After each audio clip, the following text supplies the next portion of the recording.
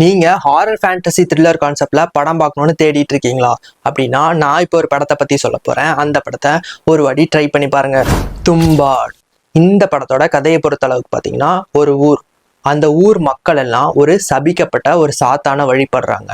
அந்த சாத்தான் கிட்ட தங்க புதையல் இருக்கு அப்படின்னு சொல்லி நம்ம படத்தோட ஹீரோவுக்கு தெரிய வருது. அவரும் அந்த சாத்தானை தேடி அந்த ஒரு இடத்துக்கு போறாரு.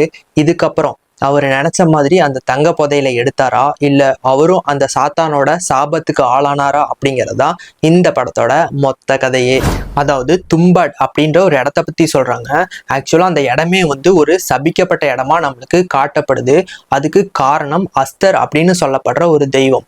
அந்த தெய்வத்துக்கு கோயில் கட்டக்கூடாது அப்படின்ற ஒரு வழக்கம். அதையும் மீறி ஒரு கோயில் கட்டியிருப்பாங்க. அதனால அந்த இடமே ஒரு சபிக்கப்பட்ட இடமா மாறிடும். அண்ட் அந்த அஸ்தர் உள்ளதான் சுத்திக்கிட்டு இருக்கான் அப்படின்ற பேச்சும் மக்களிடையே இருந்துகிட்டு இருக்குது. இந்த படத்தோட விஷுவல்ஸ் எல்லாம் ப்ரீ இண்டிபெண்டன்ஸ் காலகட்டத்தில் நடக்கிற மாதிரி நம்மளுக்கு காமிச்சிருப்பாங்க.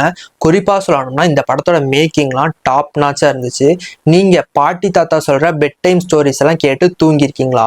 அவங்க சொல்ற கற்பனை கதைகள் மாதிரியே இந்த படமும் ஒரு ஹாரர் ஃபேண்டசி த்ரில்லராகவே இருக்கும். இந்த படத்துல ஒரு சில அடல்ட் கண்டென்ட் இருக்கும். So strictly for adults.